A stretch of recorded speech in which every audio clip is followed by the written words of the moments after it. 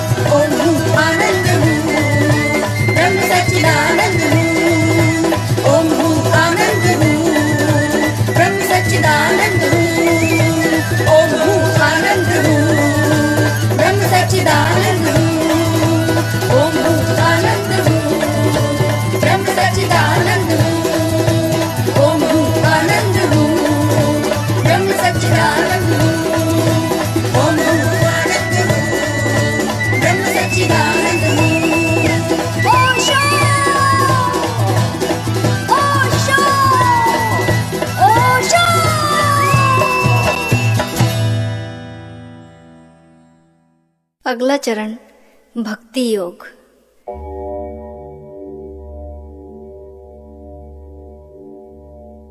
शवासन में लेट जाएं।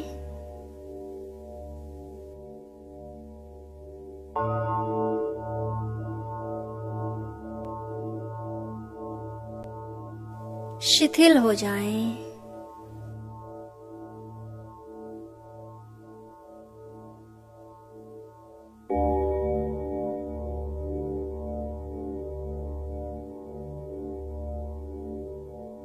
विश्राम विश्राम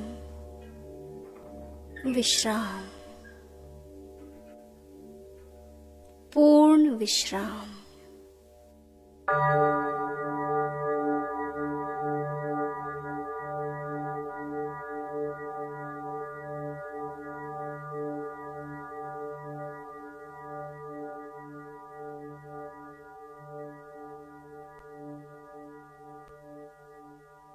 भाव करें कि अस्तित्व जीवंत है, दिव्य संगीत से भरा है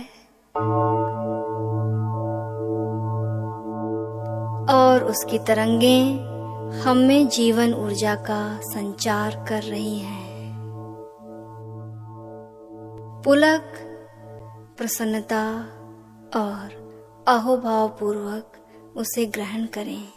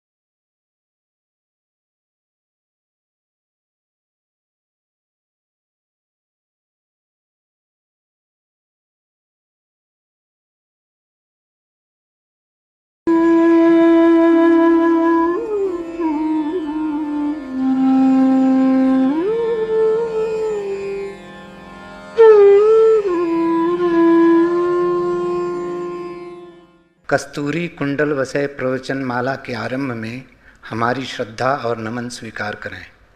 संत शिरोमणि कबीर दास का पद है, तेरा जन एकाद है कोई, काम क्रोध अरु लोभ विवर्जित हरिपद चिन्ह सोई। राजस तामस सात्विक तीनों ये सब तेरी माया, चौथे पद को जे जन चिन्ह तिन्हीं परम पद पाया। अस्तुत निंदा आशा छाड़े तजय मान अभिमाना, लोहा कंचन समकरी देखे ते मूर्ति भगवाना। चंते तो माधव चिंतामणि हरिपद रमय उदासा, तृष्णा अरु अभिमान रहित हुए कहे कबीर सो दासा। एक तिब्बतन आश्रम में कोई 1000 साल पहले एक छोटी सी घटना घटी। उससे ही हम कबीर में प्रवेश शुरू करें। बड़ा आश्रम था यह, और इस आश्रम ने एक छोटा नया आश्रम भी दूर तिब्बत के सीमांत पर प्रारंभ किया था। आश्रम बन गया, खबर आई कि सब तैयारी हो गई है, अब आप एक योग्य सन्यासी को पहुंचा दें जो गुरु का पद संभाल ले। प्रधान आश्रम के गुरु ने 10 सन्यासी चुने और 10 को आश्रम की तरफ भेजा। पूरा आश्रम चकित हुआ। कोई 1000 सन्यासी अंतेवासी थे। उन्होंने कहा बात समझ में ना आई। एक बुलाया था, 10 भेजे। उत्सुकता बहुत तीव्र हो गई, जिज्ञासा संभले न संभली, तो कुछ सन्यासी गए और गुरु को कहा हम समझ ना पाए, एक का ही बुलावा आया था, आपने 10 क्यों भेजे? गुरु ने कहा रुको, जब वे पहुंच जाएं तब तुम्हें समझा दूंगा। 3 सप्ताह बाद, यात्रा लंबी थी, पहाड़ी थी, पैदल यात्रा थी।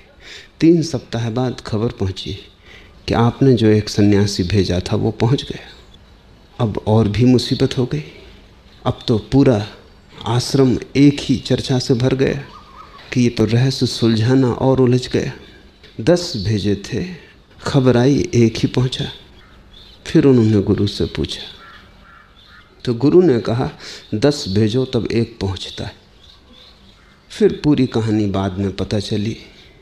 10 यात्रा पर गए, पहले ही गांव में प्रवेश किया और एक आदमी ने सुबह ही सुबह नगर के द्वार पर पहला जो सन्यासी था उसके पैर पकड़ लिए और कहा ज्योतिषी ने कहा है कि जो भी व्यक्ति कल सुबह पहला प्रवेश करे उसी से मैं अपनी लड़की की शादी कर दूं।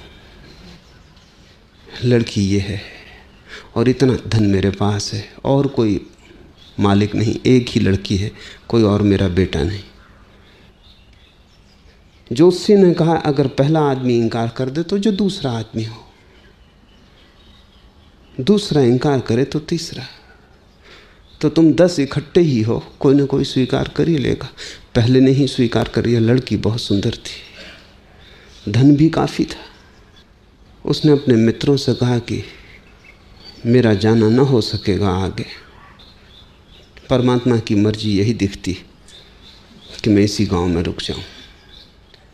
दूसरे गांव में जब वे पहुंचे तो गांव के राजा का जो पुरोहित था वो मर गया था और वो एक नए पुरोहित की तलाश में था। अच्छी नौकरी थी, शाही सम्मान था, काम कुछ भी न था। एक सन्यासी वहाँ रुक गया और ऐसे ही पहुँचते पहुँचते जब सिर्फ 10 मील दूर रह गया था आश्रम, वे गांव में एक सांझ रुके। 2 ही बचे थे। गांव के लोगों ने प्रवचन आयोजित किया था। उनमें से एक बोला। जब वो बोल रहा था तो एक नास्तिक बीच में खड़ा हो गया और उसने कहा कि ये सब बकवास है, ये बुद्ध और बुद्ध वचन, ये सब 2 कौड़ी के कचरा है, इसमें कुछ सार नहीं। जो सन्यासी बोल रहा था उसने अपने मित्र से कहा, अब तुम जाओ, मैं यहीं रुकूंगा जब तक इस नास्तिक को बदल के आस्तिक न कर दिया, तब तक मैं इस गांव से निकलने वाला नहीं। ऐसे एक पहुंचा। 10 चलते हैं तब एक पहुंचता है। इस घटना के आधार पर तिब्बत में ये कहावत बन गई कि 10 चलते हैं तब एक पहुंचता है। मार्ग कंटकाकीर्ण है और बहुत प्रलोभन है मार्ग में। जगह जगह रुकने की संभावना है और प्रलोभन प्रबल है और मार्ग कठिन है, चढ़ाई का है। एक एक कदम उठाना श्रम मांगता है, निष्ठा मांगता है। नीचे उतरने वाला मार्ग नहीं जहाँ सुविधा से कोई ढलक सकता है। चढ़ाव है, भारी चढ़ाव है। गिरने के सब तरह की संभावनाएं, गिरने के सब तरह के सूक्ष्म कारण मौजूद हैं। इसलिए 10 चलें और एक भी पहुंच जाए तो काफ़ी है। इजिप्ट में वे कहते हैं कि 1000 बुलाए जाते हैं और एक चुना जाता है।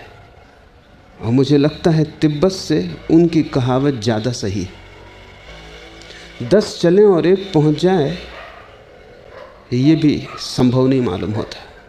1000 बुलाए जाते हैं और एक चुना जाता है। जीसस से किसी ने पूछा कि तुम्हारे प्रभु का राज्य कैसा है, तो जीसस ने कहा मछुए की जाल की तरह। मछुआ जाल फेंकता है, सैकड़ों मछलियां फंस जाती हैं, जो योग्य हैं, खाने के योग्य हैं, चुन ली जाती हैं, बाकी वापस पानी में फेंक दी जाती हैं। तो जीसस ने कहा प्रभु का राज्य भी मछुए की जाल की तरह। परमात्मा जाल फेंकता है, लाखों फंसते, पर इन्हें गिने चुने जाते हैं जो तैयार हैं, बाकी वापस पानी में फेंक दिए जाते। पानी यानी संसार। इसी तरह तो तुम बार बार फेंके गए हो। ऐसा नहीं है कि जाल में नहीं फंसे, कई बार फंसे हो, पर तुम योग्य ही न थे कि चुने जा सको। जाल में फंस जाना काफ़ी नहीं है, मछुए की आंख में जचना भी जरूरी है। जाल में तो तुम फंस जाते हो जाल के कारण, लेकिन मछुआ तो तुम्हें चुनेगा तुम्हारे कारण। 1000 बार तुम फंस गए हो, न मालूम कितनी बार संन्यास लिया होगा, न मालूम कितनी बार भिक्षु बने होगे, न मालूम कितने बार घर द्वार छोड़ा होगा, आश्रम में वास कर लिया होगा।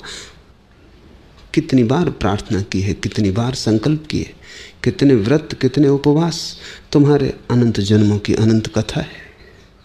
लेकिन एक बात पक्की है कि तुम जाल में कितनी ही बार फंसे हो, बार बार वापस जल में फेंक दिए गए हो। चुने तुम नहीं जा सके।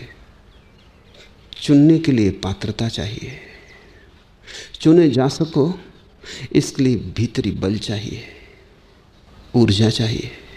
चुने जा सको इसके लिए पात्रता चाहिए, और उस पात्रता को उपलब्ध करना दुर्गम है, अति दुर्गम है। इस संसार में सभी कुछ पा लेना आसान है। तुम जैसे हो वैसे ही रहते हुए इस संसार की सब चीज़ें पाई जा सकती हैं। परमात्मा को पा लेना कठिन है, क्योंकि तुम जैसे हो वैसे ही रहते हुए परमात्मा को नहीं पाया जा सकता। तुम्हें बदलना होगा, और बदलाहट ऐसी है कि तुम्हें कुछ ना कुछ परमात्मा जैसे होना होगा, तभी तुम परमात्मा को पा सकोगे। क्योंकि जो परमात्मा जैसा नहीं है वो कैसे परमात्मा को पा सकेगा। कोई समानता चाहिए जहां से सेतु बन सके। कुछ एक किरण तो चाहिए तुम में सूरज की, जिसके सहारे तुम सूरज तक यात्रा कर सको। हम दूध से दही बनाते तो थोड़ा सा दही उसमें डाल देते, फिर सारा दूध दही हो जाता है। तो तुम में थोड़ा सा तो परमात्मा होना ही चाहिए, तभी तुम्हारा पूरा दूध दही हो सकेगा। उतना भी ना हो तो यात्रा नहीं हो सकती, और वहीं कठिनाई है, क्योंकि थोड़ा सा भी परमात्मा जैसा होना तुम्हारे सारे जीवन की व्यवस्था को बदलने के अतिरिक्त ना हो सकेगा। तुम्हारी पूरी जीवन की शैली और पद्धति रूपांतरित करनी होगी। इसलिए कबीर कहते हैं, तेरा जन एकाध है कोई। ऐसे करोड़ करोड़ लोग हैं, मंदिर हैं, मस्जिद हैं, गुरुद्वारे हैं, लोग प्रार्थनाएं कर रहे हैं, पूजा कर रहे हैं, अर्चना कर रहे हैं, पर तेरा जन कोई एकाध ही है।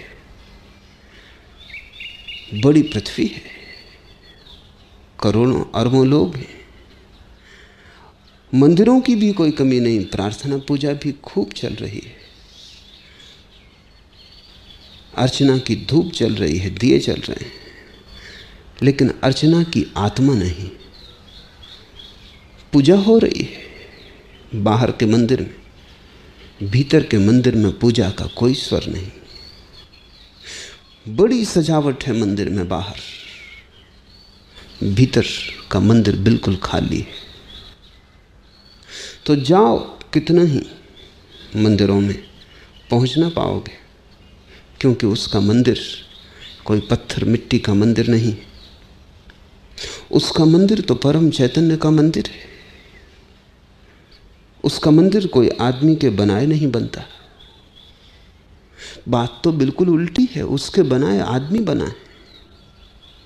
आदमी उसके मंदिर बना के किसको धोखा दे रहा है? तुम्हारे बनाए मंदिरों से तुम कहीं भी ना पहुंच सकोगे, तुम्हारे बनाए मंदिर तुमसे छोटे होंगे। उचित भी है, गणित साफ है। तुम जो बनाओगे वो तुमसे बड़ा कैसे हो सकता है? बनाने वाले से बनाई गई चीज बड़ी नहीं हो सकती।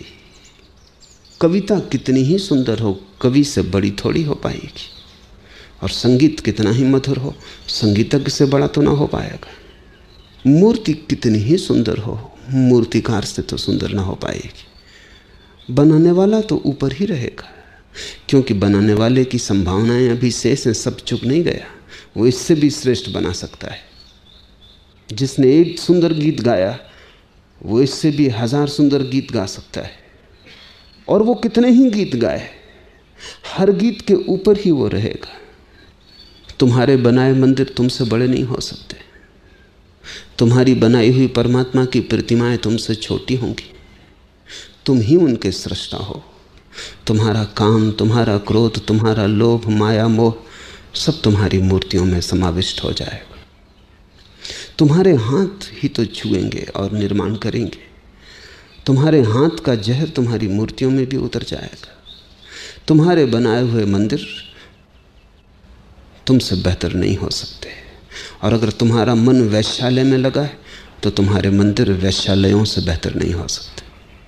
तुम जहाँ हो, तुम जैसे हो, तुम्हारी ही अनुकृति तो गूंजेगी, तुम्हारी ही धुन तो छूट जाएगी वहाँ। इसलिए तो परमात्मा के मंदिर हैं, नाम पर परमात्मा के हैं, बनाए आदमी के। और शायद इसीलिए जितना मंदिरों से नुकसान हुआ जगत का, किसी और चीज़ से नहीं हुआ। मंदिर और मस्जिदों ने लोगों को लड़ाया है, क्योंकि जिन्होंने बनाया था उनकी हिंसा उनमें उतर गई। मंदिर और मस्जिद ने आदमी को जोड़ा नहीं, तोड़ा है। उनके कारण पृथ्वी पर स्वर्ग नहीं उतरा, यद्यपि नरक की झलकें कई बार मिली। ठीक भी लगता है, साफ है बात, क्योंकि जिन्होंने बनाया है उनकी घृणा, उनकी हिंसा, सब उनकी आक्रमण की वृत्ति, उनकी दुष्टता, उनकी क्रूरता सभी मंदिरों में और मस्जिदों में प्रवेश कर गई है। तुम्हारे मंदिर में तुम किसकी पूजा कर रहे हो? अपनी ही पूजा कर रहे हो। तुम्हारे मंदिर तुम्हारे ही दर्पण हैं जिनमें तुम्हारी छवि ही दिखाई पड़ रही है। इसलिए तो मंदिर और मस्जिद में तुम कितने ही भटको, तुम पहुंच ना पाओगे।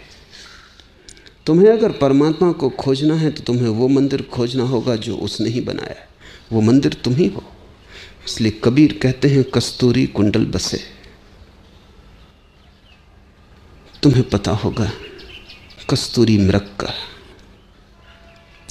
कस्तूरी तो पैदा होती है मृग की नाभि में। कस्तूरी का नाफा नाभि में पैदा होता है और कस्तूरी की जो सुगंध है वो मादा मृग को आकर्षित करने के लिए। जब मृग नर कामातुर होता है, जब कामातुरता बढ़ती है तो उसके शरीर से एक सुगंध फैलनी शुरू हो जाती। वो सुगंध बड़ी मादक है। कस्तूरी जैसी कोई गंध नहीं, बड़ी आकर्षक है, चुंबक जैसा उसमें आकर्षण है। मस्ती से भर देती है वो गंध मादा को। मादा पागल हो जाती, वो अपना होश खो देती। ये तो ठीक है, ये तो प्रकृति की व्यवस्था हुई। प्रकृति ने वैसी व्यवस्था की है कि मादा और नर एक दूसरे में चुंबकीय आकर्षण से बंधे रहें। मोर नाचता है, उसके पंख, उसका रंग कामातुर करते हैं। उसका नृत्य, उसके नृत्य की भनक मादा को आकर्षित करती है। कोयल गाती, उसकी ध्वनि पुकार है, उसकी ध्वनि में बंधी मादा चली आती। वैसे ही कस्तूरी मृग है, उसकी नाभि में कस्तूरी पैदा होती और उसकी गंध शराब जैसी है। उस गंध में मादा अपना होश खो देती और समर्पण कर देती। यहाँ तक तो ठीक है, लेकिन कस्तूरी मृग की एक तकलीफ है कि उसको खुद भी बास आती। मोर नाचता है तो खुद तो अपने पंखों को नहीं देख सकता।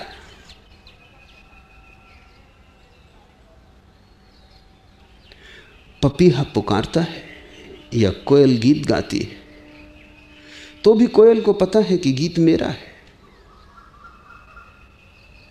लेकिन कस्तूरी मृग को गंध आनी शुरू होती और उसकी समझ में नहीं आती कि गंध कहाँ से आ रही। मादा तो पागल होती है, नर भी पागल हो जाता है और वो भागता है मधोसी में कि कहीं से आ रही होगी। आ तो रही तो वो स्रोत की तलाश करता है। वो भागा फिरता, वो जहां भी जाता वहीं गंध को पाता है।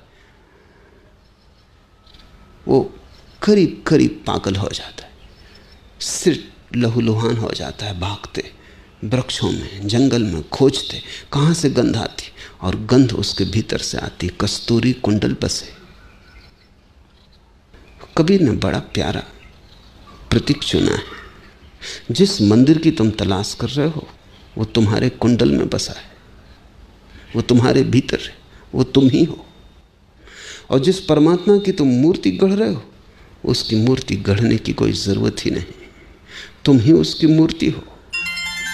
तुम्हारे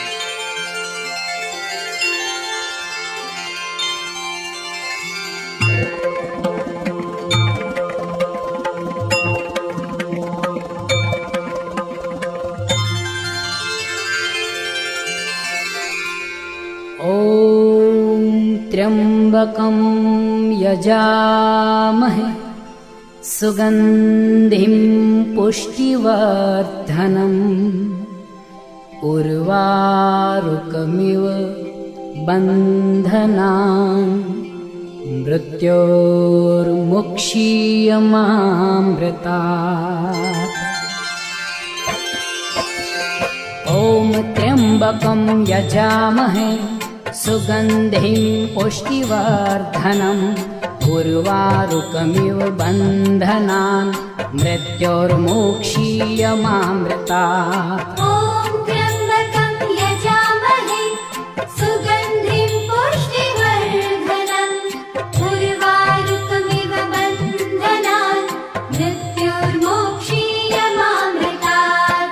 ॐ त्र्यम्बकं यजामहे सुगन्धिं पुष्टिवर्धनम् उर्वारुकमिव बन्धनान् मृत्योर्मुक्षीयमामृतात्। ॐ त्र्यम्बकं यजामहे सुगन्धिं पुष्टिवर्धनम् उर्वारुकमिव बन्धनान् मृत्योर्मुक्षीयमामृतात्। ॐ त्र्यम्बकं यजामहे सुगन्धिं पुष्टिवर्धनम् उर्वारुकमिव बन्धनान् मृत्योर्मोक्षीयमामृतात्। ॐ त्र्यम्बकं यजामहे सुगन्धिं पुष्टिवर्धनम् उर्वारुकमिव बन्धनान् मृत्योर्मोक्षीयमामृतात्। ॐ त्र्यम्बकं यजामहे सुगन्धिं पुष्टिवर्धनम् उर्वारुकमिव बन्धनान् मृत्योर्मुक्षीयमामृतात्। ॐ त्र्यम्बकं यजामहे सुगन्धिं पुष्टिवर्धनम् उर्वारुकमिव बन्धनान् मृत्योर्मुक्षीयमामृतात्।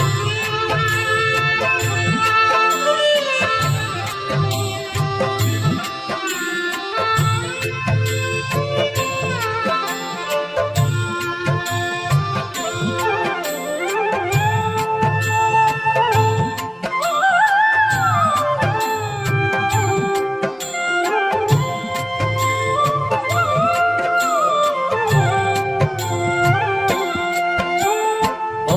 त्र्यम्बकं यजामहे सुगन्धिं पुष्टिवर्धनम् उर्वारुकमिव बन्धनान् मृत्योर्मोक्षीयमामृतात्। ॐ त्र्यम्बकं यजामहे सुगन्धिं पुष्टिवर्धनम् उर्वारुकमिव बन्धनान् मृत्योर्मोक्षीयमामृतात्।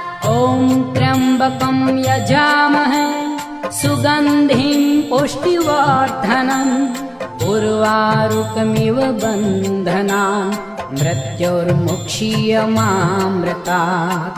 ॐ त्र्यम्बकं यजामहे सुगन्धिं पुष्टिवर्धनम् उर्वारुकमिव बन्धनान् मृत्योर्मुक्षीयमामृतात्।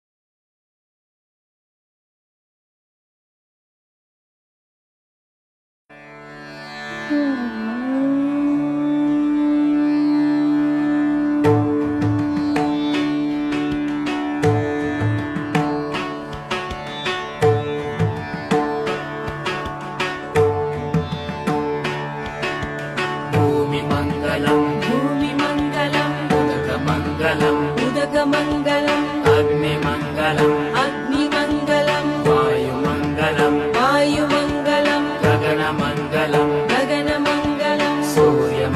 सूर्यमङ्गलम् सूर्यमङ्गलं चन्द्रमङ्गलम् चन्द्रमङ्गलं जगन्मङ्गलम् जगन्मङ्गलं जीवमङ्गलम् जीवमङ्गलं देहमङ्गलम् देहमङ्गलं मनोमङ्गलम् मनोमङ्गलम् आत्ममङ्गलम् आत्ममङ्गलं सर्वमङ्गलं भवतु भवतु भवतु सर्वमङ्गलं भवतु भवतु भवतु सर्वमङ्गलं भवतु भवतु भवतु